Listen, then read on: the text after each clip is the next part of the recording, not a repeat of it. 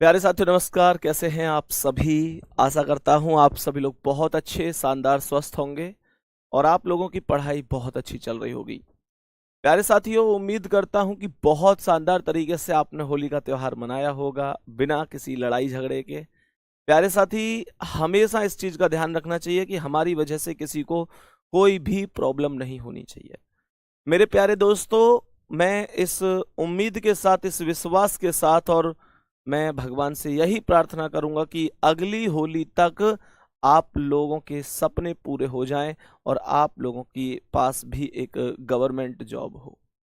मेरे प्यारे वीर, आप लोग जानते हैं कि परसों हम लोगों ने 12 घंटे की क्लास ली। होली के दिन 12 घंटे की क्लास मैंने आप लोगों के लिए ली थी। आपको तो मैंने पहले ही इस बात की सूचना भी दे दी थी। और रही बात कल की क्लास की, कल क्लास नहीं हो पाई थी। सच कहूं तो जब 12 घंटे की क्लास हो गई थी तो उसके बाद मुझे, मतलब ऐसे समझो कि बहुत ज़्यादा दिक्कत हो रही थी। मैं कल क्लास लेने की 1% भी स्थिति में नहीं था। इस वजह से मैंने कल क्लास को ऑफ ही कर दिया। तो आज से एक पूरे जुनून के साथ आपकी क्लास फिर से स्टार्ट है कल के अवकाश के बाद। और एक बार सभी प्यारे साथियों को फिर से गुड मॉर्निंग, सुप्रभात, राम राम। और आज का हमारा जो टॉपिक है वो डाइस है। मेरे प्यारे दोस्तों, मैंने आप लोगों को जो टॉपिक पढ़ाए हैं, मैंने आप लोगों को डायरेक्शन टेस्ट का टॉपिक पढ़ाया है और मेरे प्यारे साथियों, मैंने आपको क्लॉकटा का टॉपिक कराया। दो टॉपिक हमने अभी तक क्लास में किए हैं। मैं अगर इन दोनों ही टॉपिक की बात करूं तो निश्चित रूप से आप जब क्वेश्चन कर रहे होंगे, विद्यार्थी अगर पढ़ता नहीं है तो उसके कोई भी डाउट नहीं बनते। लेकिन जब विद्यार्थी वास्तव में बहुत मन से पढ़ता है तो ये संभव हो ही नहीं सकता कि वो हर एक क्वेश्चन को कर ले। तब निश्चित रूप से उस बच्चे के थोड़े बहुत डाउट भी बन जाते हैं। तो मेरे प्यारे दोस्तों, अगर आपके डाउट भी हैं, आपके पास भी इन दोनों टॉपिकों को लेकर कोई डाउट है, तो मैं आपसे यही कहूंगा मेरे प्यारे साथी कि मैं आपको क्लास में एक दिन अनाउंस करूंगा, एक एक करके। जस्ट जिस दिन मुझे टाइम मिलेगा, अभी 2-4 दिन बाद मैं अनाउंस करूंगा कि बताओ भाई आज क्लॉक के डाउट कौन कौन के टेलीग्राम पर भेज देना। तो आप जो भी डाउट भेजोगे, मैं वो डाउट आप लोगों का सॉल्व करा रहूंगा। जिसमें मुझे लग रहा होगा कि हाँ ये वास्तव में डाउट बन सकता है, वो डाउट मैं आप लोगों को सॉल्व करा रहा हूंगा। मेरे प्यारे साथी, ये प्रॉमिस है। आपकी एक डाउट क्लास में अलग से हर एक टॉपिक के बाद लगाया करूंगा, जिससे कि आपके डाउट ना बचे। सही है? एक बार थम्स अप करके बता दो बात ओके है। मेरी ओर से टॉपिक खत्म हो गया। अब टॉपिक में जो भी डाउट बचे हैं मेरे प्यारे दोस्त, जो भी डाउट बचे हैं, उन डाउट को मैं आप लोगों को जिस दिन बोलूं आप मेरे पास भेजना, मैं एकदम खत्म कर दूं। ठीक है ना?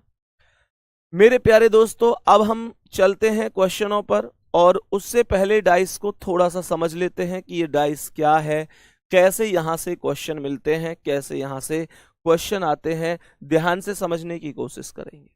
और दूसरी चीज ये है, मैं पहले ही स्टार्टिंग में बता देता हूं, मैं एक भी बच्चे की कमेंट क्लास में नहीं पढ़ूंगा।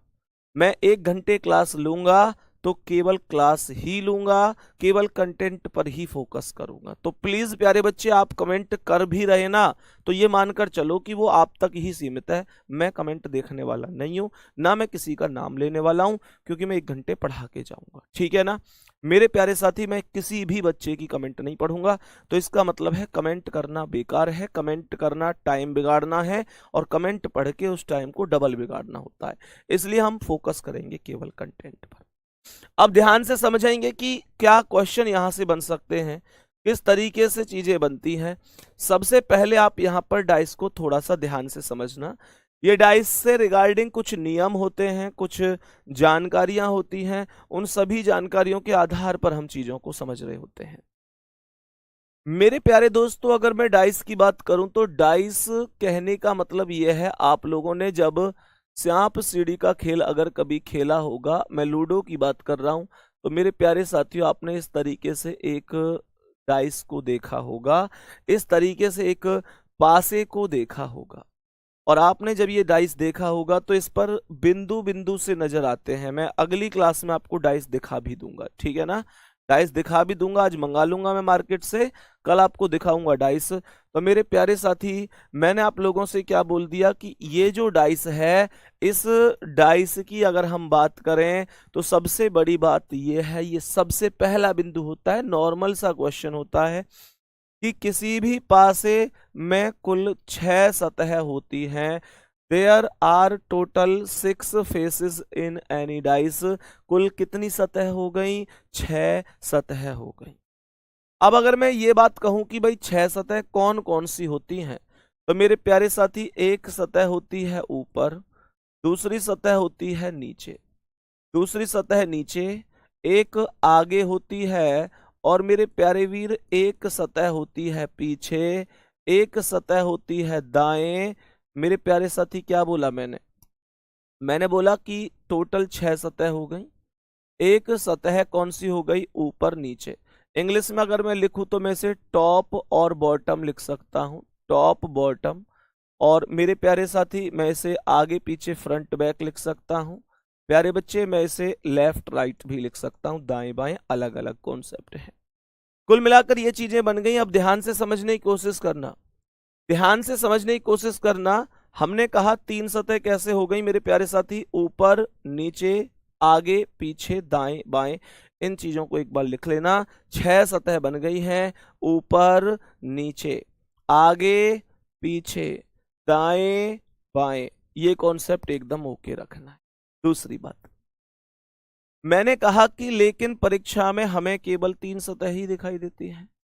But in examination we see only 3 surfaces, यानी केवल 3 ही सतह हम देख पाते हैं। टोटल 6 सतह होती हैं, बट पेपर में 3 ही सतह देख पा रहे हैं। कहने का मतलब है पेपर में हमें डाइस इस प्रकार से नजर आता है। मेरे प्यारे साथी, मुझे एक बात बताओ, जब डाइस ऐसे था तो अब पेपर में हम लोगों को केवल 3 ही सतह क्यों दिखाई दी? हमें पूरी 6 सतह क्यों नहीं दिखाई दी? हमें तो केवल 3 ही सतह दिखाई दे रही है। अब मुझे एक बात छोटी सी बताओ सोच समझ के, मेरे प्यारे साथियों, ये 3 सतह क्यों दिखाई दी, 6 क्यों नहीं दिखाई दी?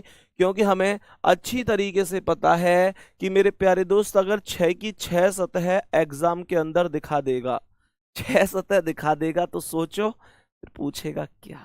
पूछने के लिए तो कुछ बचा ही नहीं, फिर तो उसने सारे के सारे। अब देखियो, ये 4 और 6 की 6 स्थिति दिखा दे तो आर पार दिखा रहा है इस डाइस को। पूछने के लिए क्या बच रहा है? कुछ नहीं बच रहा है इसके पास में। तो ऐसा तो नहीं है कि सब कुछ वो सब कुछ ही कर देगा।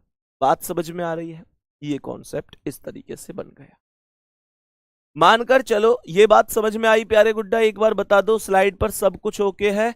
मैंने कहा 2 ही कॉन्सेप्ट पढ़े हैं, डाइस में 6 सतह होती हैं, और प्यारे साथी 6 सतह जरूर होती हैं, पर पेपर में हमें 3 ही दिखती हैं। ये 2 कॉन्सेप्ट हमने अभी तक पढ़े हैं। अगले कॉन्सेप्ट पर कहता है कि पासे के प्रकार। ये एक इंपॉर्टेंट बात है कि पासे के प्रकार। मेरे कहने का मतलब है मेरे प्यारे साथी, पासे के प्रकार की बात करूं, टाइप ऑफ डाइस की बात करूं, 1 मिनट और ध्यान सुनिए। साधारण सामान्य पासा और मानक। ये मानक पासा जो होता है, गैर मानक गलत लिखा हुआ है, इसे थोड़ा सा हम यहां पर हटा देते हैं। ये गैर मानक तो इसे कहते हैं प्यारे साथी, इसका नाम है मानक पासा। इसे स्टैंडर्ड डाइस लिखेंगे, नॉन स्टैंडर्ड नहीं, इसे लिखेंगे मानक पासा। मानक पासा अर्थात मेरे प्यारे वीर, क्या बोला मैंने? मानक पासा। मानक पासा का अर्थ क्या है? मानक पासा का अर्थ है स्टैंडर्ड डाइस। स्टैंडर्ड डाइस मानक पासे का अर्थ होता है। कहने का मतलब ये हुआ मेरे प्यारे साथी, डाइस के 2 प्रकार बन गए। डाइस के 2 प्रकार बन गए। एक होता है साधारण या सामान्य पासा, एक होता है मानक पासा। मेरे प्यारे दोस्तों, अब इन दोनों में क्या अंतर है? अंतर को समझेंगे कि क्या अंतर है। मानकर चलो कि मैं यहां पर आप लोगों के पास एक डाइस बना दूं, मैं यहां पर एक डाइस बना दूं मेरे प्यारे साथी, और यहां पर बोलूं 4, यहां 1 और यहां 3, तो मैं कहूंगा ये साधारण पासा है। क्या बोलेंगे? मैं कहूंगा कि ये साधारण पासा है। और मेरे प्यारे दोस्तों अगर मैं यहां पर एक डाइस बनाऊं, मैं यहां पर बनाऊं एक, यहां पर 5 और यहां पर 3, तो मैं कहूंगा ये मानक पासा है। दोनों पासों की बात को ध्यान से समझना। मैंने कहा ये साधारण पासा है, ये मानक पासा है। मेरे प्यारे दोस्तों अब कहने का मतलब क्या है, ये साधारण और मानक का खेल क्यों बना है, कोई तो वजह होगी। वजह क्या है वो सुनो, कि मैंने किस आधार पर आप लोगों से ये कह दिया कि ये साधारण है, ये मानक है। कोई बात भी तो हुई होगी, या ऐसे ही कह दिया, कोई बात हुई होगी। और बात क्या है मेरे प्यारे गुड्डा, हमेशा ध्यान रखना, साधारण पासे में, सवाल को ध्यान से समझना, इसकी थ्योरी को ध्यान से समझना। साधारण पासे में, साधारण पासे में किन्हीं, साधारण पासे में किन्हीं दो निकटवर्ती सतहों का योग, साधारण पासे में किन्हीं दो निकटवर्ती सतहों का योग 7 होता है। 7 होता है। ये मैंने आपको क्या बात बताई है, इस बात को थोड़ा सा गौर से समझने की आवश्यकता है, गौर से समझने की आवश्यकता है। मैंने कहा कि साधारण पासे में किन्हीं दो निकटवर्ती सतहों का योग 7 होता है। मुझे एक बात बताओ, अगर मैं आपसे कहूं कि इस 3 के साथ इस 4 को जोड़कर चेक करो, तो आप क्या कहोगे? भैया जी जब 3 और 4 को जोड़ा जाएगा तो 3 और 4 का जो योगफल होगा वो 7 होगा। बात आ रही है समझ में? ये जो यहां पर आपको 3 नंबर दिखाई दे रहे हैं ना डाइस में, कौन कौन से नंबर दिख रहे हैं? 1 4 3। ये जो 3 नंबर आपको दिखाई दे रहे हैं मेरे प्यारे साथी, ये तीनों के तीनों नंबर आपस में पड़ोसी नंबर हैं, पड़ोसी नंबर हैं। और अगर इन तीनों नंबर में से कोई से भी 2 नंबर, कोई से भी 2, चाहे इधर के दोनों, चाहे इधर के दोनों या इधर के दोनों, कोई से भी 2 नंबर जोड़कर टोटल अगर 7 बन जाए तो मेरे प्यारे साथी सीधा सा मतलब होता है कि ये साधारण या सामान्य पासा बन जाता है। इतनी सी बात मेरे सभी प्यारे बहन भाई समझ गए होंगे। अब आप लोग कहेंगे फिर मानक पासा क्या है भैया? मानक पासा क्या है? तो मानक पासे में, सवाल को ध्यान से यहां पर लिखो, मानक पासे में, मानक पासे में सभी, या फिर ऐसे बिल्कुल स्टार्टिंग से अगर पूरी की पूरी परिभाषा लिखूं तो मैं यहां पर क्या लिखूंगा? मानक पासे में, मानक पासा मैं लिखूंगा मानक पासे में, मानक पासे में सभी, ऐसे लिख लो, मानक पासे में किसी भी दो पड़ोसी सतहों का, मानक पासे में किसी भी पड़ोसी सतहों का, किसी भी दोनों पड़ोसी सतहों का, पड़ोसी सतहों का योग 7 नहीं होता है। 7 नहीं होता है। मेरे प्यारे साथियों इस बात को ध्यान रखना, मानक पासे में किसी भी दोनों पड़ोसी सतहों का योग 7 नहीं होता है। दोनों बातों में उल्टा अंतर हो गया ना। मैंने कहा था इस वाले में दोनों नजदीकी सतहों का योग 7 होगा, और इस वाले में नजदीकी सतहों का योग 7 नहीं होगा। फिर क्या होगा? तो ध्यान रखना, आगे हमेशा जीवन में ध्यान रखना, मानक पासे में, मानक पासे में इस बात को भी लिख लो, मानक पासे में सभी विपरीत सतहों का योग, सभी विपरीत सतहों, सभी विपरीत सतहों, मेरे प्यारे साथी, सभी विपरीत सतहों का योग 7 होता है। सभी विपरीत सतहों का योग 7 होता है। इस बात को हम ध्यान से समझेंगे। इतनी सी बात सबको समझ में आई कि नहीं? बहुत आराम से तसल्ली से मैं बता रहा हूं। बस 2 बातें बताई हैं मेरे प्यारे गुड्डा। साधारण पासे में कोई सी भी 2 नजदीकी सतहों का योग 7 बन जाता है। मानक पासे में किसी भी नजदीकी सतहों का योग 7 नहीं बनता है, बल्कि सभी विपरीत सतहों का योग 7 बनता है। सभी विपरीत सतहों का योग 7 बनता है।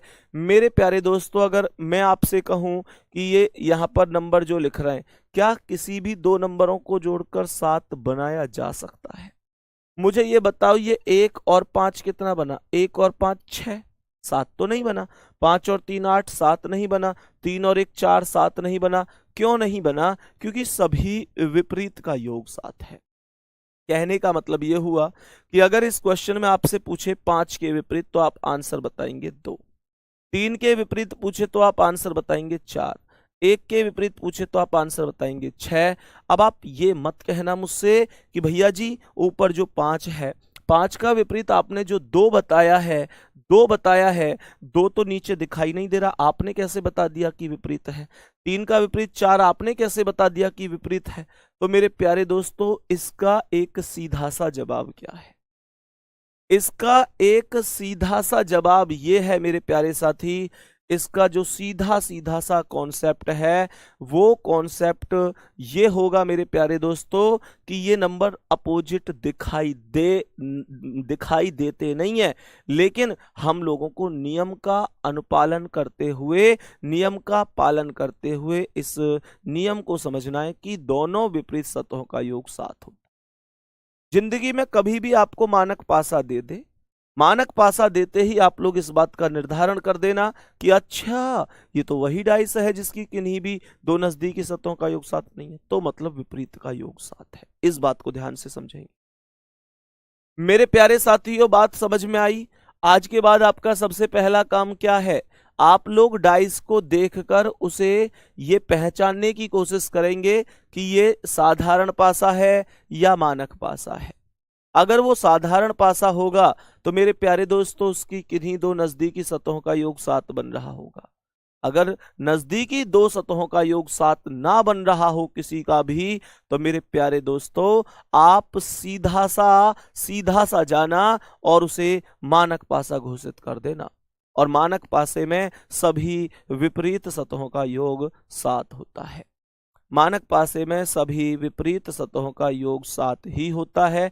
ये बात आप लोगों को ध्यान रखनी है, समझनी है। इतनी सी बात बताएंगे सभी प्यारे साथी, क्या बात समझ में आई है? यहां तक बताएंगे, कोई दिक्कत परेशानी तो नहीं है? एक प्यारा सा थम्स अप, फिर मैं अगले पॉइंट पर चलूंगा। अब आगे बढ़ने का नंबर है। तो एक तो यहां से नॉर्मल चीजें बन सकती हैं। क्वेश्चन दे देगा भाई निम्नलिखित में से कौन सा साधारण पासा है, आपसे 4 ऑप्शन दे देगा, तो आपको ये पसंद करना होगा कौन सा साधारण है। या फिर मेरे प्यारे साथियों आपसे कह दे कि निम्नलिखित में से कौन सा पासा मानक पासा है, फिर आपको ऑप्शन देगा तो आपको वो ऑप्शन पसंद करना है। पसंद कैसे करना है? पसंद ऐसे करना है कि जो होगा वही ढूंढना है, इसी लॉजिक के आधार पर। समझ में आई है ये चीजें? अब दोबारा से समझना। जब मैंने इतनी सारी चीजें पढ़ ली तो मेरे प्यारे साथी आगे के कॉन्सेप्ट को ध्यान से समझना। मैंने आपको यही बात बताई थी मेरे प्यारे साथी, मैंने आपको यही बात बताई थी, यही तो परिभाषा लिखी थी अभी साधारण या सामान्य पासे की।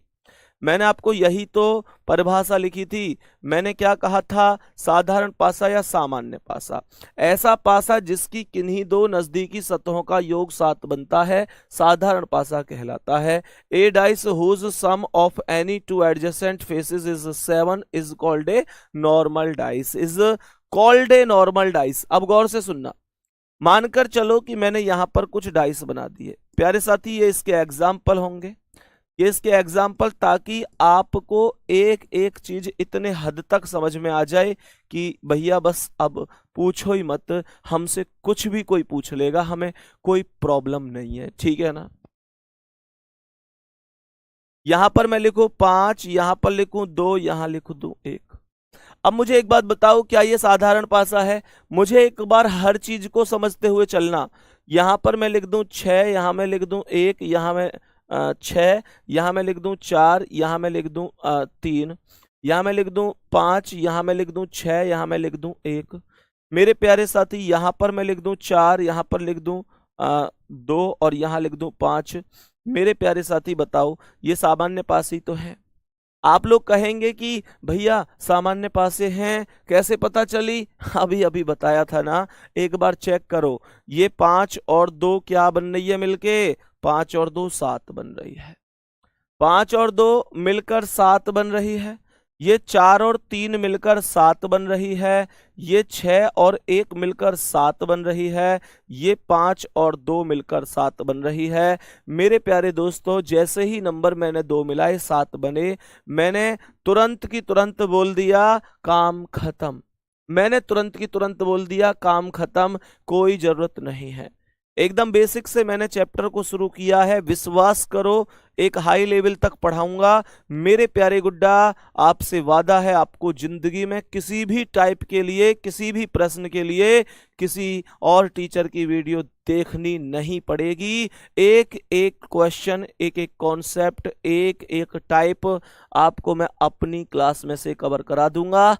आज के बाद आप लोगों को मेरे प्यारे साथी, आज के बाद मतलब जो भी टॉपिक होगा उसके बाद प्यारे साथी किसी भी दूसरे व्यक्ति की वीडियो देखने के लिए आपको नहीं जाना पड़ेगा। क्योंकि मैंने देखा है बच्चा परेशान रहता है, बच्चे को लगता है यार ये टाइप इन टीचर ने नहीं पढ़ाई, दूसरे का देख लूं। भाई जरूरत ही क्या है दूसरे की? इतना कंटेंट दूंगा मेरे प्यारे दोस्तों कि एक एक चीज आपको समझ में आएगी, एक एक चीज इस क्लास से कवर होगी। अब गौर से सुनना, हमने इतना काम कर लिया जी, बहुत बढ़िया। अब इसे भी समझ लेते हैं, इसे भी एक बार समझ लेते हैं ध्यान से कि ये क्या है। ये पासा है हमारा मानक पासा। मेरे प्यारे साथियों, ये जो पासा है, ये जो पासा है, ये है मानक पासा। मानक पासा क्या है, एक बार इसे भी समझ लेते हैं कि मानक पासे के आधार पर किस तरीके से हमने लैंग्वेज लिखी थी। लैंग्वेज आप लोग समझ गए होंगे कि लैंग्वेज से मेरा मतलब है जो मैंने अभी अभी आप लोगों को सिखाया था। मैंने आप लोगों को मानक पासे में क्या सिखाया था? मैंने आप लोगों को अभी मानक पासे में एक चीज सिखाई थी कि भैया कभी भी दो नजदीकी सतहों का योगफल 7 नहीं बनता है। देखने की कोशिश करना इसे। यहां पर लिखा हुआ है ऐसा पासा जिसकी किसी भी, ऐसा पासा जिसकी किसी भी नजदीकी सतहों का योग 7 नहीं होता। बोलो, यही कॉन्सेप्ट सिखाया था। मैंने कहा था ऐसा पासा जिसकी किसी भी नजदीकी सतहों का योगफल 7 नहीं होता मानक पासा कहलाता है। लेकिन मानक पासे में भी विपरीत सतहों का, लेकिन मानक पासे में ये भी की जगह एक काम कर लेना, सभी लिख देना, सभी। मैंने कहा लेकिन मानक पासे में सभी विपरीत सतहों का योगफल 7 होता है। मेरे प्यारे गुड्डा, इस भी को सभी लिख लेना। मैंने कहा भी को सभी लिख लेना, लेकिन मानक पासे में सभी यानी ओवरऑल विपरीत सतहों का योग 7 होता है। बहुत अच्छी बात है साहब, बहुत बढ़िया बात है। हमने यहां पर जस्ट एक एग्जाम्पल आप लोगों को दिए। मेरे प्यारे साथियों को हर चीज समझ में आ जाए, इस वजह से मैंने इस क्वेश्चन में भी कुछ एग्जाम्पल ले लिए। मैंने यहां पर इस क्वेश्चन में बोला 4 1 5। मुझे ये बताओ ये कैसा पासा है? सर साधारण तो नहीं है। साधारण होता ना तो कोई सी भी दो नजदीकी सतह ऐसी जरूर होती जिनका योगफल 7 बन रहा होता।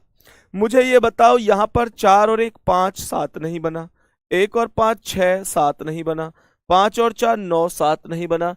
तो ये कैसा पासा है? ये मानक पासा है मेरे प्यारे दोस्तों, मानक पासा है। तो मैंने आप लोगों से कहा 1 का विपरीत 6 होगा, 5 का विपरीत 2 होगा और 4 का विपरीत 3 होगा। तो ये कुल मिलाकर मेरे पास टाइप बनेंगी। कुल मिलाकर मेरे पास दो ही चीजें हैं, मानक और सामान्य। मैंने आप लोगों से बोला यहां पर 2 लिखा है, यहां पर 1 लिखा है, यहां पर 4 लिखा है। ये कैसा पासा है? सर 2 2 जोड़कर चेक करो, 2 और 1 3, 7 नहीं बना। 1 और 4 5, 7 नहीं बना। 4 और 2 6, 7 नहीं बना। जब 7 नहीं बना तो सीधा डिक्लेयर कर दो मानक है, और मानक में टोटल अपोजिट 7। 1 का अपोजिट कितना सर? 6 लिख दो। बेटा जब मैं 1 का अपोजिट 6 लिखूंगा तभी तो 1 और 6 मिलकर 7 बनेगा। बोलो। यहां पर 2 का अपोजिट 5, 2 और 5 7, 3 का अपोजिट 4, 3 और 4 7। ठीक है, मैंने यहां पर बोला 2 1 और यहां पर मैंने बोल दिया 3। मुझे बताओ कि क्या यहां पर बन रहा है कोई 7? 2 और 1 3, 1 और 3 4, 3 और 2 5, 7 नहीं बन रहा। 7 नहीं बन रहा मेरे प्यारे साथी, ध्यान से समझना। तो मैंने बोला 1 का विपरीत 6, 2 का विपरीत 5 और 3 का विपरीत 4 होगा। 3 का विपरीत 4 होगा। इतना कॉन्सेप्ट कोई दिक्कत नहीं। यहां मैंने बोला 4, यहां मैंने बोला 6, यहां मैंने बोला 5। मुझे बताओ 4 और 6 10, 6 5 11, 5 4 9। क्या कहीं भी ऐसा हो रहा है कि आपको 2 का योगफल 7 नजर आ रहा हो? ना जी ना। तो मैं बोलूंगा 6 का विपरीत 1, 5 का विपरीत 2, 4 का विपरीत 3। यही कॉन्सेप्ट है। उम्मीद करता हूं आप कभी भी इन चीजों को गलत नहीं करोगे। ये चीजें प्रॉपर बेहतर तरीके से आप लोगों को समझ में आ चुकी होंगी। कभी गलत मत कर देना, ठीक है? कभी गलत मत कर देना। आगे बढ़ता हूं इससे बाद में नेक्स्ट कॉन्सेप्ट पर। मेरे प्यारे साथियों, अब यहां से एक चीज और, साधारण पासा जो बना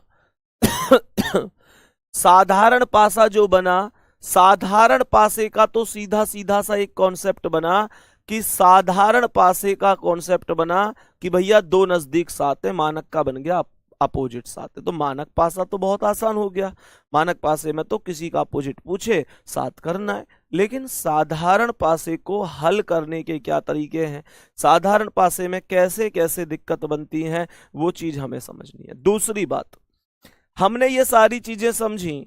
अब मुझे एक बात बताओ, हमने नंबरिंग के आधार पर एक चीज बहुत अच्छी तरह से जान ली। हमने जान लिया कि यार सीधा सा कॉन्सेप्ट है, 7 बन रहा है तो ठीक है, नहीं बन रहा है तो फिर मानक है।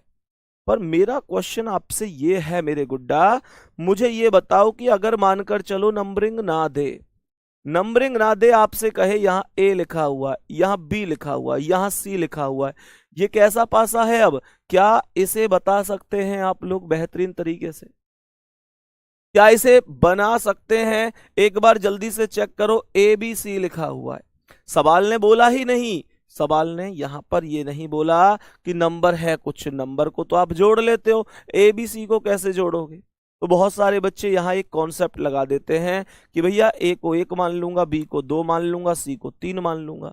वो काम नहीं करना है मेरे प्यारे दोस्तों। हमेशा ध्यान रखना, जब कभी भी ऐसी स्थिति बन जाए कि मेरे प्यारे साथी आपको चाहे कोई अंग्रेजी वर्णमाला का अक्षर बन जाए, मेरे प्यारे साथी या मानकर चलो आपको यहाँ पर कोई चिन्ह बन जाए, स्टार, हैज, ट्राइंगल, ऐसे करके कोई चिन्ह बन जाए, या मेरे प्यारे वीरों मानकर चलो यहाँ कोई कलर लिख दे, यहाँ पर कोई कलर लिख दे, काला, यहाँ थोड़ा सा छोटा बना है ये, कोई बात नहीं है, दोबारा से बना देता हूं। मानकर चलो कोई भी ऐसे करके कलर लिख दे, यहाँ पे आप लोगों से लिख दे लाल, यहाँ पर लिख दे हरा और यहाँ पर लिख दे भूरा। मेरे प्यारे दोस्तों हमेशा ध्यान रखना, ये सभी के सभी साधारण पासे होते हैं। मानक की गलती मत करो गुड्डा, मेरी बात को गौर से सुनो। कमेंट जरूरी नहीं है तुम लोगों के लिए, तुम लोगों के लिए जरूरी है कि जो मैं पढ़ा रहा हूं उसे तुम सुनो। कमेंट से कुछ भी हासिल नहीं होगा।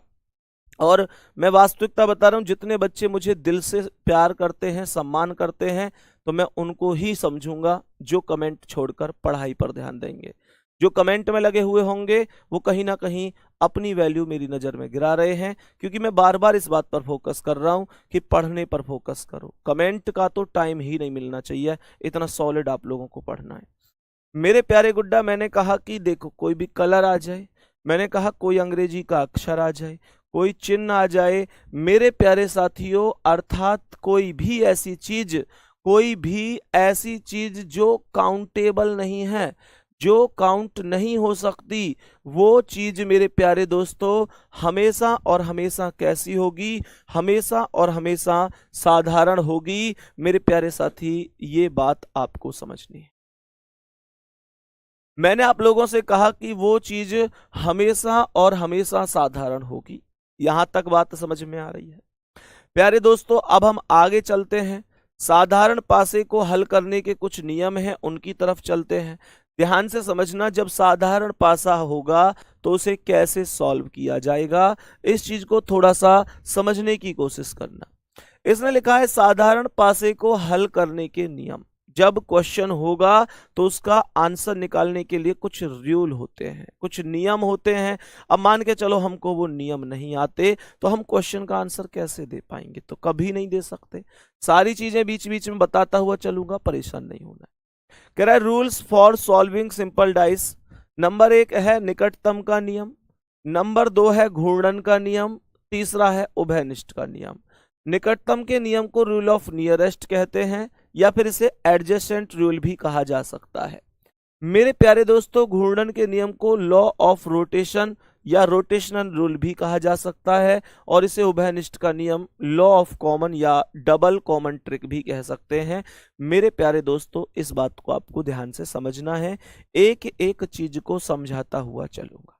कुछ ऐसे लोग हैं जिनकी कमेंट आ रही है भैया हम डाइस नहीं बना पा रहे हैं, ये जायज है, चलो ठीक है, मानकर चलो कि आप इस तरीके से डाइस नहीं बना पा रहे हो। तो मेरे प्यारे साथी जैसे मैंने 4 1 2 लिखा तो आप ऐसे करके 4 1 2 लिख सकते हैं कॉपी में, कोई दिक्कत नहीं है, ये भी डाइस ही होता है। ऐसे ऐसे ये भी एक डाइस ही होता है। तो मेरे प्यारे साथी जो गरीब बच्चे हैं, गरीब बच्चे मतलब सफेद राशन कार्ड वाले हैं, वो ऐसे ना बना के ऐसे भी काम चला लेते हैं। काम ही तो चलाना है, कोई दिक्कत नहीं है, ठीक है। पर क्वेश्चन आपका कभी गलत नहीं होगा, ये तुम्हारे भाई का वादा है। ध्यान से समझो, एक बार क्वेश्चन को बहुत ही शानदार तरीके से ध्यान से समझने की कोशिश करना कि ये चीज है क्या। मैंने यहां पर एक क्वेश्चन में इसमें एक चीज बोली गई है, मैंने बोला है यदि पासे की दोनों स्थितियों में, ये निकटतम के नियम का है पूरा कॉन्सेप्ट, जो निकटतम का नियम होता है। यदि पासे की दोनों स्थितियों में एक अंक समान है जबकि समान अंक के ही विपरीत पूछा जाता है तो वह अंक प्रश्न का उत्तर होगा जो कि किसी भी स्थिति में दिखाई नहीं दे रहा है।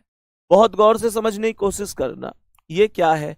परिभाषा तो एक साइड रही, if A digit is common in both the positions of the dice while the opposite of the same digit is asked, then that digit will be the answer to the question which is not visible in either case।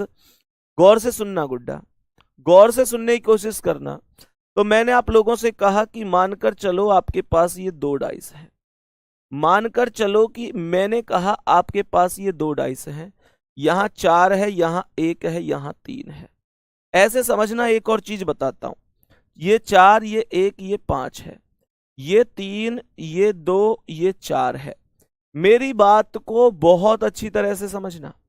मुझे सबसे पहले check करके ये बताओ कि ये dice पासा जो है मानक है या सामान्य है।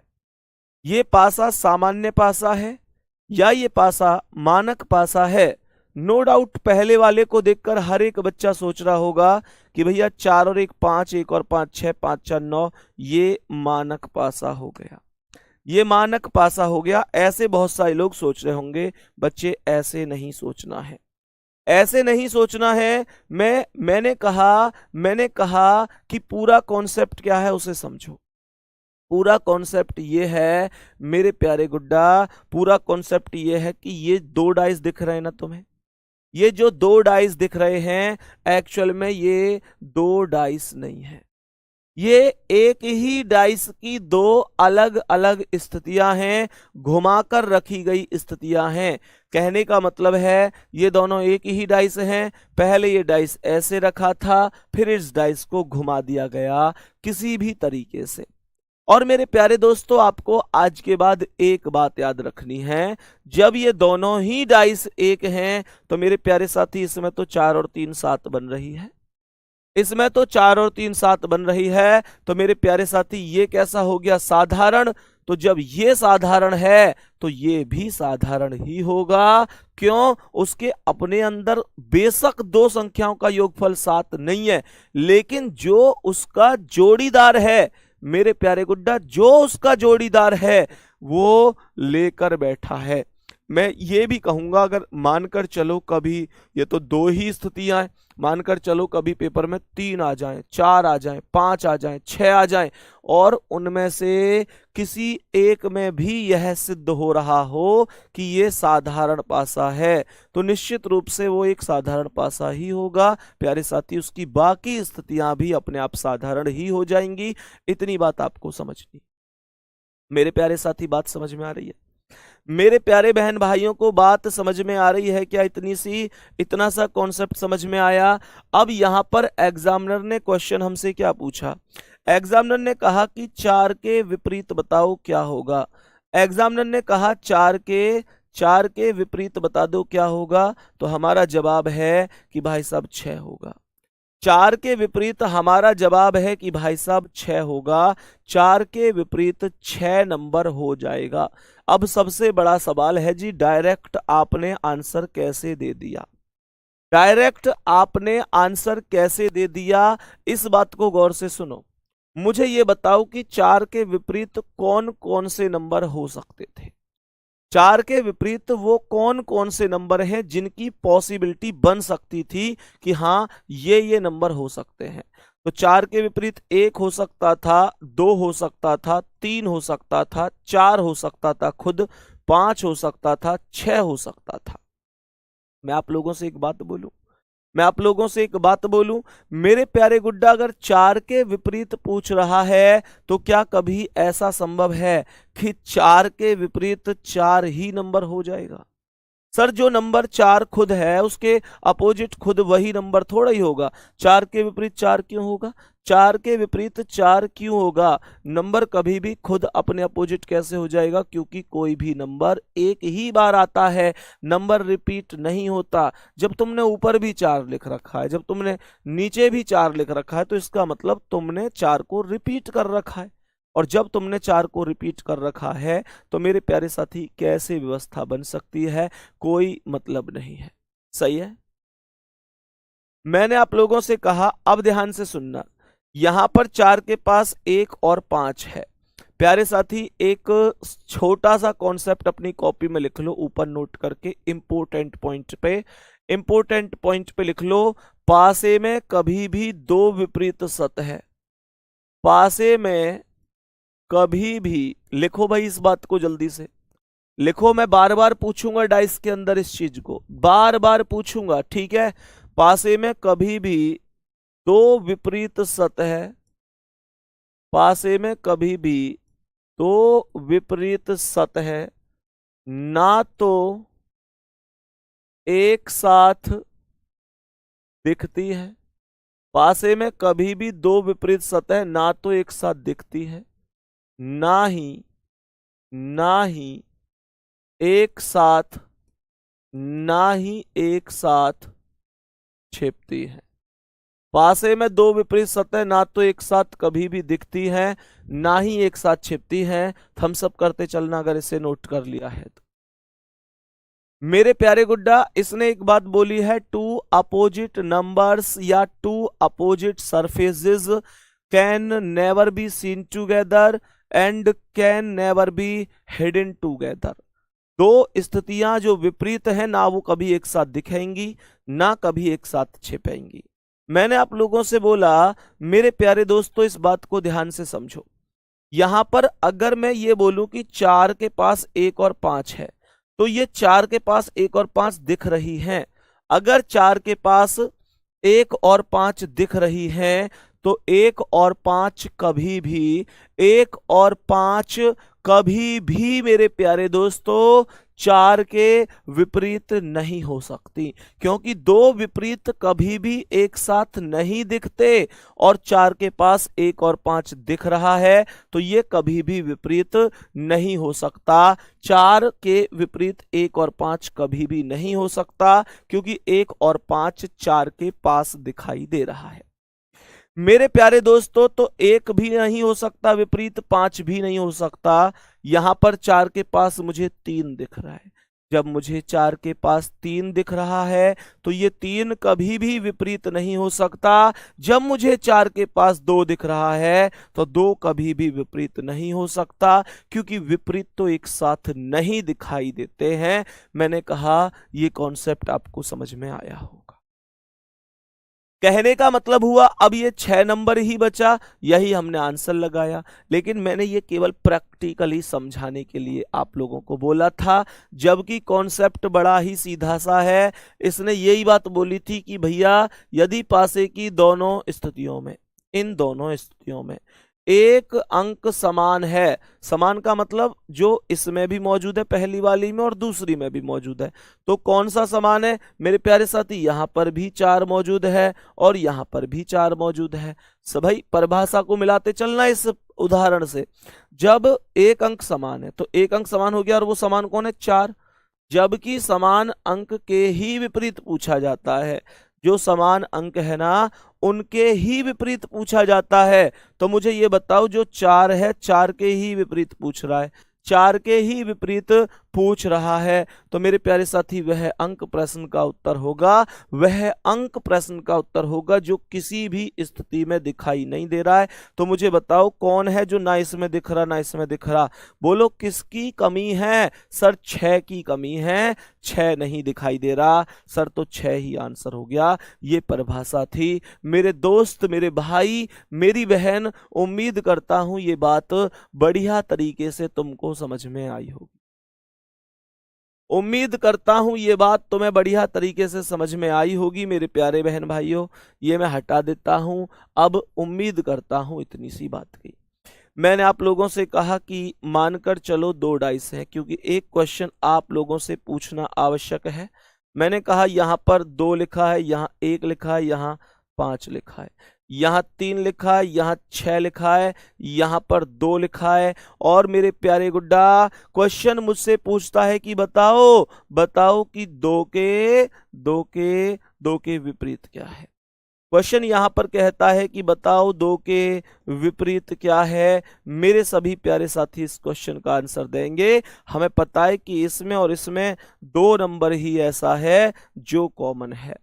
2 नंबर कॉमन है, तो मुझे कौन सा नंबर दिखाई नहीं दे रहा? मुझे 4 नहीं दिखाई दे रहा। भाई जिसकी कमी है, क्यों मैंने क्यों कहा कि 4 ही आंसर होगा? क्योंकि 2 के विपरीत खुद 2 नहीं बन सकता, 2 के विपरीत 5 नहीं बन सकता, 1 नहीं बन सकता। क्यों? क्योंकि ये इसके पड़ोस में दिखाई दे रहे हैं, जबकि पड़ोसी कभी भी विपरीत नहीं होता, बिकॉज कभी भी अपोजिट सतह ना तो एक साथ दिखती है ना एक साथ छिपती है, और ये एक साथ दिख रहे हैं तो अपोजिट नहीं हो सकते। तो 2 के साथ 3 और 6 भी दिख रहे हैं तो ये भी अपोजिट नहीं हो सकते। केवल 4 बचा, वही आंसर हो जाएगा, वही आंसर हो जाएगा। इतनी बात उम्मीद है सबको समझ में आई होगी। मेरे प्यारे साथी, मानकर चलो कि अगर क्वेश्चन आपसे ये कहता, यहां पर मैं लिखता यहां पर 2 1 और यहां पर मैं लिखता 5, या मानकर चलो मैं यहां लिख देता 2 1 6, या 2 1 4 लिख देता, या और यहां पर मेरे प्यारे साथी मैं लिख देता 5 5, और यहां पर मैं लिख देता आप लोगों के लिए 4, और यहां पर लिख देता मैं आप लोगों के लिए 3। तो मुझे बताओ 4 के विपरीत क्या होता? मुझे बताओ फिर 4 के विपरीत क्या होता? कोई बता सकता है? सर आप लोग क्या कहोगे? 4 के विपरीत सर कौन नहीं दिख रहा? 6। वही आंसर होता, वही आंसर हो जाता, कोई दिक्कत नहीं। मेरे प्यारे साथी बात समझ में आ रही है? मैंने आप लोगों से बोला, मैंने आप लोगों से अगले क्वेश्चन में बोला यहां पर लिखा हुआ है 1, यहां 6, यहां पर 5।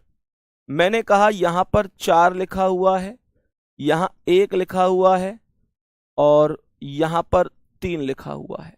अब मुझे बताओ जल्दी से, अब मुझे बताओ जल्दी से कि मुझे बताओ जल्दी से कि 1 के विपरीत क्या है? मुझे बताओ जल्दी से कि 1 के विपरीत क्या है? तो मेरे प्यारे दोस्त आप लोग बोलोगे भैया एक यहाँ भी है, यहाँ भी है, और यहाँ पर 6 5 4 3 नहीं हो सकते, 2 ही आंसर होगा।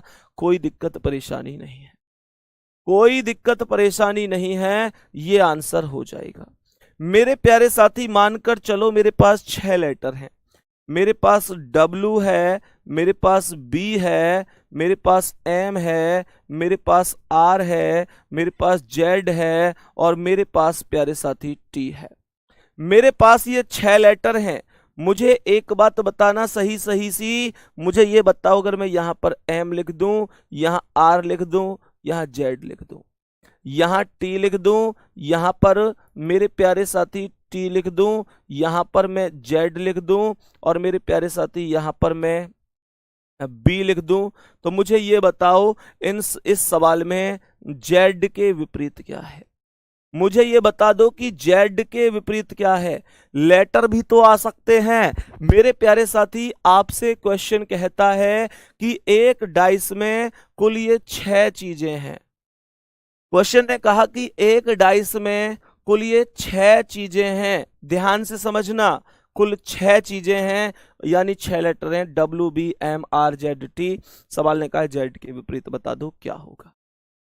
तो कैसे करूंगा मैं आंसर कि Z के विपरीत क्या होगा। तो मैंने आप लोगों से कहा सीधा सा कॉन्सेप्ट है कि मेरे प्यारे साथी Z ही कॉमन है, और कौन नहीं दिखाई दे रहा, W नहीं दिखाई दे रहा, तो यही क्वेश्चन का आंसर हो जाएगा। उम्मीद करता हूं कोई डाउट दूर दूर तक नहीं होगा। डाउट होगा तो बस एक होगा। अब तुम लोगों को एक डाउट नजर आ रहा होगा। डाउट ये नजर आ रहा होगा कि भैया एक बात बताओ, यहां तो तुमने क्या किया कि जो कॉमन था कॉमन के ही अपोजिट पूछा था। कल को मान के चलो क्वेश्चन किसी ऐसे नंबर के अपोजिट पूछ ले जो कॉमन ही नहीं है, तो हम क्या करेंगे। कोई नंबर जो कॉमन ही नहीं है उसके अपोजिट पूछेगा तो क्या करेंगे। तो क्या करेंगे, उस कॉन्सेप्ट को समझो। फिर आपको घूर्णन का नियम लगाना पड़ेगा, रोटेशनल रूल के साथ आपको जाना पड़ेगा। क्वेश्चन को ध्यान से समझना।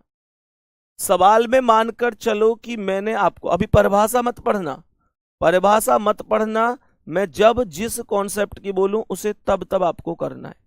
मैंने लिखा 4 1 3, मैंने लिखा 5, मैंने लिखा यहां पर 4, और मैंने लिखा यहां पर 6। मेरे प्यारे दोस्तों अब ध्यान देना, आप लोगों से जिसके भी अपोजिट पूछे, जिसके भी ओवरऑल कोई भी नंबर है, जैसे किसी के भी अपोजिट पूछ ले, मैं यूं नहीं कह रहा कि भाई कोई पर्सनल नंबर की भाई इसी के ही अपोजिट, ओवरऑल किसी के भी अपोजिट पूछ ले, मेरे प्यारे साथी ध्यान से समझना। मैंने आप लोगों से कहा ध्यान से समझना किस तरीके से अपोजिट निकालना है। मेरे प्यारे साथी जैसे हम हर एक नंबर के अपोजिट पूछ बता देंगे, और ये ट्रिक कैसे होती है ध्यान से सुनो। बेटा मानकर चलो कि इन दोनों में मैं चेक करूं तो कॉमन कौन है ये बताओ। कॉमन नंबर 4 है कि नहीं, कॉमन नंबर 4 है कि नहीं। जो कॉमन नंबर होता है ना, जैसे 4 है, इस ये वाला जो 4 है इसे यहां लिख दो, सही है, और ये वाला जो 4 है इसे यहां लिख दो। यहां तक कोई दिक्कत तो नहीं है। ये जो बच्चे कह रहे हैं कि 2 आंसर होगा, बेटा 2 आंसर तो तब हो जाता जब 4 के विपरीत पूछता। मान के चलो 1 के विपरीत पूछ रहा है, 5 के पूछ रहा है, 3 के पूछ रहा है, किसी के विपरीत पूछ रहा है, तो मेरे प्यारे साथी फिर तो हमें किसी और के अपोजिट के लिए तो कॉन्सेप्ट को समझना पड़ेगा। तो यहां पर मैंने इस वाले 4 को यहां, इस वाले 4 को यहां, अर्थात दोनों 4 को ऊपर नीचे नोट कर दिया। जब मैं 4 से चला तो ये क्या आया, 4 से चलकर 1 आया। मेरे प्यारे साथी मैंने 4 से 1 लिख दिया, और जब मैं 1 से चला तो मुझे 3 मिला, और फिर मैंने यहां 1 के बाद 3 लिख दिया। मैंने क्या किया है इस बात को थोड़ा सा समझने की कोशिश करना। मैंने 4 नंबर यानी कॉमन से शुरू करके चीजों को घड़ी की दिशा में चलाया है, क्लॉकवाइज। ऐसी तो घड़ी चलती है हमारी। तो 4 से क्या आया, 1 आया, और 1 से चला तो क्या आया, 3 आया। तो 4 1 3 मैंने यहां पर लिख दिया है, कोई दिक्कत नहीं है। यहां पर मेरे प्यारे साथी 4 से चला तो 6 आया, और 6 से चला तो 5। 4 से चला तो 6 आया और 6 से चला तो 5 आया। मैंने यहां पर सेम वही काम किया है जो अभी ऊपर किया था। तो मेरे प्यारे दोस्तों 4 के सामने क्या आ जाएगा? 4 के सामने 4 तो नहीं आ सकता क्योंकि रिपीट नहीं होता, तो यहां तो लिख देते हैं वो नंबर जो अभी तक नहीं आया है, अर्थात 2। मेरे प्यारे साथियों 4 के विपरीत अगर पूछेगा तो 2 होगा। मेरे प्यारे साथियों 1 के विपरीत पूछेगा तो 6 होगा। और मेरे बाबू 3 के विपरीत 5 होगा। समझ में आएगी बात की ना? जल्दी से बोल दो एक बार कि क्या तुम्हें मेरी बात समझ में आई गई या ना? कोई कसर तो ना रह गई? कोई कसर तो ना रह गई। मैंने कहा ये सब के सब हमारे अपोजिट हैं। उम्मीद है अब तुम एकदम मस्त तरीका से चीज सीख गए होंगे। अब नियम पे आ जाओ। नियम क्या था? यही बात नियम कह रहा था। नियम ने कहा था कि जब पासे की दोनों स्थितियों में कोई एक अंक समान हो। एक अंक समान था, कौन सा? 4। जबकि किसी भी अंक के विपरीत पूछा जा रहा है, यानी ओवरऑल एग्जामिनर ने हमसे कहा कि मैं कोई भी पूछ सकूं। हमने कहा कुछ भी पूछ लो। किसी भी अंक के विपरीत पूछा जा रहा है तो दोनों पासों को समान अंक से प्रारंभ करके, क्या कहा था मैंने? समान अंक से प्रारंभ करके। तो समान अंक जो 4 था उसी से ही तो मैंने शुरू किया था। समान अंक से प्रारंभ करके घड़ी की दिशा में घुमा देते हैं। मैंने घड़ी की दिशा में घुमाया, चीजें एकदम खत्म हो गई, कोई प्रॉब्लम ही नहीं बची। अब दूसरा कॉन्सेप्ट ये बनता है, भैया आपने क्लॉकवाइज घुमाया था, अगर एंटी क्लॉकवाइज घुमा देते तो क्या दिक्कत थी? क्या एंटी क्लॉकवाइज घुमाने में कोई समस्या होगी? हाँ, मेरी बात को गौर से सुनना। आप क्लॉकवाइज घुमाओ तो भी कोई दिक्कत नहीं है, आप एंटी क्लॉकवाइज घुमाओ तो भी कोई दिक्कत नहीं है। लेकिन मेरे प्यारे दोस्तों आप लोगों को समस्या कब है? बच्चा कई बार क्या करता है, गलती से एक स्थिति को तो घुमा देता है क्लॉकवाइज और एक स्थिति घुमा देता है एंटी क्लॉकवाइज। जब तुम एक स्थिति को घुमाओगे क्लॉकवाइज और एक को घुमाओगे एंटी क्लॉकवाइज तो निश्चित रूप से क्वेश्चन गलत हो जाएगा। मेरे प्यारे दोस्तों इस बात को समझो कि निश्चित रूप से क्वेश्चन गलत हो जाएगा। हमेशा ध्यान रखना, चाहे आप क्लॉकवाइज घुमाओ चाहे एंटी क्लॉकवाइज, वो आपकी मर्जी है। लेकिन मेरी एक बात मान के चलिए कि अगर पहला क्लॉकवाइज घुमाया है तो दूसरा भी क्लॉकवाइज ही घुमाना पड़ेगा। पहला एंटी क्लॉकवाइज घुमाया है तो दूसरा भी एंटी क्लॉकवाइज। जैसे भी घुमाओ, एक जैसे घुमाओ, अलग अलग घुमाओगे मामला खत्म हो जाएगा, सवाल गलत हो जाएगा। दूसरी बात मैं तुमसे कहूंगा, तुम क्यों दो दो चक्कर पढ़ रहे हो? तुम एक कॉन्सेप्ट रख लो सीधा क्लॉकवाइज का, कोई दिक्कत ही नहीं है। ठीक है, अब एक क्वेश्चन आप लोग करोगे भाई, अब एक क्वेश्चन आप लोग करोगे मेरे भाई। एक क्वेश्चन तो आप लोगों से पूछ ही सकता हूं फिर मैं। तो एक क्वेश्चन जो आप लोगों से मैं पूछना चाहता हूं ये है, 3 1 4 2 6 और 1, सभी प्यारे साथी बता दो क्या आंसर बन सकता है? सभी मेरे प्यारे वीर एक बार बताओ, सभी लेटरों में कौन कौन सा लेटर किस किस लेटर के अपोजिट हो जाएगा? कौन कौन सा लेटर किस किस लेटर के अपोजिट होगा? तो मैंने यहां पर लेटर की बात करूं तो कॉमन ले लिया। कॉमन कौन है? एक है। कॉमन एक है तो एक को मैंने ऊपर नीचे नोट डाउन कर लिया। मेरे प्यारे दोस्तों आरती मेरी बहन पढ़ ले गुड़िया, पढ़ ले आरती, पढ़ ले गुड़िया। सवाल में मैंने कहा कि दोनों में एक एक कॉमन है। जब एक से मैं चलूंगा तो एक से चला तो ये क्या आया? क्लॉकवाइज 4। एक से चले तो 4 आया, 4 से चले तो 3 आया। एक से चले तो 4 आया, 4 से चले तो 3 आया। यहां एक से चले तो 2 आया और 2 से चले तो 6 आया। मैंने यहां पर बोला है 1 4 3, घुमाया है ना, 1 2 6। कोई भी लेटर किसी के भी अपोजिट पूछे प्यारे साथी, एक के सामने एक नहीं तो जो बचा हुआ नंबर है वो आएगा।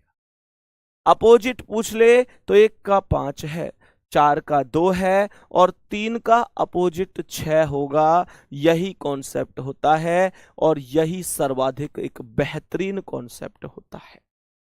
अब दूसरे कॉन्सेप्ट को समझो मेरे प्यारे साथी। कई बार क्या होता है, अब मेरे प्यारे गुड्डा एक चीज और समझ के चलना, कई बार हम लोग चलते हैं एक ऐसे नियम की ओर जो हमारे पेपर में बहुत ज्यादा समय बचा देता है। जब हमारे पास चार चार स्थितियां होती है ना, जब हमारे पास चार चार स्थितियां होती हैं, तो मेरे प्यारे साथी क्या होता है, ध्यान से सुनो। जब हमारे पास चार चार स्थितियां हो, पांच पांच हो, हालांकि अभी तो आज मैं दो में आपको सिखा रहा हूं कैसे प्रयोग करना है। इस ट्रिक का प्रयोग, जो ये ट्रिक है ना, उभयनिष्ठ का नियम, लॉ ऑफ कॉमन, या मतलब डबल कॉमन ट्रिक, मेरे प्यारे साथी इस बात को ध्यान रखना। ये एक ऐसा नियम है जिससे मेरे प्यारे साथी आप लोग किसी भी क्वेश्चन को without any pen any paper, बिना कॉपी पेन के कर दोगे। ठीक है, देखो कैसे। मेरे प्यारे साथियों, ध्यान से समझो। मैंने आप लोगों से कहा यहां पर दो डाइस हैं, यहां पर दो डाइस हैं, तो यहां पर ध्यान से समझना। हमने क्या बोला, यहां पर एक 4 लिखा, यहां 1 लिखा, यहां 3 लिखा है। यहां मेरे प्यारे साथी 3 लिखा है, यहां 1 लिखा है, और यहां पर 6 लिखा है। क्वेश्चन हमसे कहता है कि बता दो 6 के विपरीत क्या है। क्वेश्चन हमसे कहता है कि बता दो 6 के विपरीत क्या है। तो ऐसे कॉन्सेप्ट में हमेशा क्या करते हैं, नियम की बात समझना। उभयनिष्ठ के नियम में कैसे प्रयोग करते हैं, ध्यान से समझना। 6 के विपरीत पूछा है, यहां पर मेरे प्यारे साथी 3 और 1 लिखा हुआ है, और यहां पर भी 3 और 1 लिखा हुआ है। मेरे गुड्डा हमेशा ध्यान रखो, इस सवाल में तुम्हें नियम के नाम से ही याद आ रहा होगा, नियम के नाम से ही पता चल रही होगी कि ये उभयनिष्ठ का नियम है।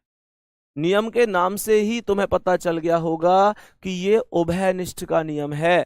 तो मेरे प्यारे दोस्तों, यहां पर ये जो 3 और 1 है ना, ये आपस में कट गई, और यहां 6 बच गई, यहां 4 बच गई। ये 6 के विपरीत 4 ही आंसर हो जाएगा। ये बात तुम्हें समझनी होगी। कैसे, नियम के आधार पर समझो। जब पासे की दोनों स्थितियों में, दो स्थितियां हो गई, कोई दो अंक समान है, मुझे ये बताओ क्या इसमें दो अंक समान हैं? सर इसमें दो ही अंक समान है, 3 और 1, 3 और 1 यहां भी है, 3 और 1 यहां भी। जबकि शेष बचे हुए तीसरे अंक के विपरीत पूछा जा रहा हो, जबकि शेष बचे हुए तीसरे अंक के, तीसरा अंक कौन बच रहा है, शेष 6 बच रहा है। तो दोनों समान अंकों को एक दूसरे से विभाजित कर देते हैं। अर्थात जो समान अंक थे 3 और 1, 3 और 1, इनको एक दूसरे से विभाजित कर देते हैं, काट देते हैं। विभाजित का मतलब काट देते हैं। और मेरे प्यारे साथी, बचे हुए अंकों को एक दूसरे के विपरीत कर देते हैं। तो बचे हुए कौन है, यहाँ 6 बचा, यहाँ 4 बचा। तो ये 6 और 4 को एक दूसरे के विपरीत कर देते हैं। सही है। तो 6 और 4 को एक दूसरे के विपरीत कर देते हैं, यही आंसर है। यही डबल कॉमन ट्रिक होती है। मेरे प्यारे साथी, उम्मीद करता हूं ये बात तुम्हें समझ में आई होगी। ठीक है, तो मेरे प्यारे साथी, ये आज की हमारी क्लास जिसमें हमने बेसिक पढ़ा, बेसिक जाना। मेरे प्यारे गुड्डा, जाते जाते मैं एक चीज आप लोगों से जरूर कहूंगा कि मैंने आप लोगों के बहुत सारे मैसेज पढ़ के, बहुत सारी चीजों को देखते हुए, और मेरे प्यारे दोस्तों, 3-4 चीजें हैं जो मैं आज से क्लास में फॉलो करूंगा, और आपको मेरे साथ फॉलो करनी होंगी। ये चीजें क्या हैं? ये चीजों में सबसे पहली चीज है कि जिस टाइम में पढ़ा रहा हूंगा तो मैं केवल कंटेंट पर ही फोकस करूंगा, ना कोई फालतू की बीच में बात, ना कोई आपस में बातचीत, और प्यारे साथी, ना ही किसी के नाम को लेना, ना ही कमेंट पर फोकस करना, ना ही कमेंट ज्यादा आप लोगों को भी करनी है। ये मतलब मैं अपनी ओर से बता देता हूं, जब मैं क्लास के शुरू में आऊंगा आपसे 2 मिनट बात करूंगा, क्लास खत्म हो जाएगी लास्ट में 5 मिनट बात करूंगा, लेकिन बीच में अगर बात करूं तो मैं बीच में लगभग 55 मिनट का कंटेंट ही प्रोवाइड कराऊंगा। इधर उधर की कोई भी आप लोगों की कमेंट नहीं पढ़ूंगा। मैं उम्मीद करता हूं कि आप लोगों को भी बीच में कोई भी कमेंट नहीं करनी है। आप लोगों की जो भी डाउट होंगे लास्ट के 5 मिनट में मुझे आप लोग डिस्कस कर रहे होंगे। आप लोग मुझे बता रहे होंगे कि भैया ये डाउट है। उन सभी डाउट को मैं आप लोगों को कोशिश कर रहा हूँ कि आप लोगों के डाउट खत्म कर सकूं। अभी जो आप लोगों का डाउट चल रहा है वो ये है कि भैया क्लॉक की जो बुक वाली पीडीएफ है वो आपने प्रोवाइड नहीं कराई है। बच्चे, मैं क्लॉक के बारे में थोड़ा सा आपको बता देता हूं। एक्चुअल में क्लॉक जो टॉपिक है आप लोग भी जानते हैं, पिछले कुछ सालों से क्लॉक से क्वेश्चन ही नहीं बने हैं एग्जाम के अंदर। मेरे प्यारे साथियों, एक्चुअल में है क्या चीज, मैंने आपको क्लास में बहुत कंटेंट दिया है, बहुत कंटेंट दिया है मेरे प्यारे साथी। क्लॉक का बहुत सारा कंटेंट हमने पढ़ा, बहुत सारे कंटेंट को हमने समझा। इसके अलावा पिछले कुछ सालों के पेपर उठा के देखो, चाहे एसएससी के, रेलवे के, बैंक के या पुलिस के या किसी के भी, बहुत कम ऐसे पेपर हुए हैं जहां से क्लॉक के क्वेश्चन बने हैं। तो मेरे प्यारे साथियों, वहां पर प्रीवियस ईयर के क्वेश्चन देना तो संभव ही नहीं है, क्योंकि प्रीवियस ईयर में क्वेश्चन है ही नहीं। ये मेरे हाथ की बात थोड़ी है, जब क्वेश्चन पूछे ही नहीं गए तो ये किसी के हाथ की बात नहीं है। तो मेरे प्यारे साथी, कहने का मतलब क्या है, कहने का मतलब ये है कि मैंने क्लॉक की बुक में, जो बुक में, अब ऐसा तो है नहीं कि भाई नहीं पूछे गए तो हम टॉपिक ही ना दें, टॉपिक तो मैं फिर भी दूंगा, लेकिन मैंने उस बुक, उसमें वही सारे क्वेश्चन टाइप कराए हैं क्लॉक वाले जो आपको बैच में कराए हैं। कहने का मतलब ये और भी मजे की बात हो गई कि सारे क्वेश्चन आपके पास सॉल्व हैं, सॉल्यूशन है। कुछ 2-4 क्वेश्चन नहीं मिलेंगे तो मेरे प्यारे साथी 20 तो खैर अलग मिलेंगे ही मिलेंगे। तो मेरे प्यारे साथी, सीधा सा कॉन्सेप्ट है कि आप लोग प्रैक्टिस बेहतर कर पाओगे। लेकिन आप लोग ये भी जानते हैं कि होली पर जो टाइप करने वाले बच्चे हैं या ये सब चीजें जो टीम है, भाई होली खेलने का सबका मन करता है। अब ऐसा थोड़ी कि मैं 12 घंटे क्लास ले रहा हूं तो मैं दूसरे बच्चे से भी कह दूं भाई तू भी यहीं रुक जा, वो तो संभव नहीं है ना। जो रुकेगा अपने मन से रुकेगा। भाई मैं, ऐसा नहीं है कि मैं ये कह दूं भाई तू त्योहार बिगाड़ दे, वो मुझे अधिकार नहीं भाई किसी के त्योहार को बिगाड़ने का। तो मेरे प्यारे साथी, इसका मतलब ये हुआ कि मैं आप लोगों से ये प्रॉमिस है कि प्यारे बच्चे, उस पर आज से ही वर्क कराना भी शुरू कर देता हूँ। 1-2 दिन में, कहने का मतलब है लगभग 2 दिन में आप लोगों को मैं उसे प्रोवाइड करा दूंगा, ठीक है। बाकी प्यारे साथी, आज की क्लास बढ़िया लगी होगी। मिलते हैं अगली क्लास में, यानी कि कल। बाकी मुझे लगता है अभी आपका कोई भी डाउट नहीं होगा। कल फिर से मिलते हैं हम लोग। धन्यवाद, नमस्कार।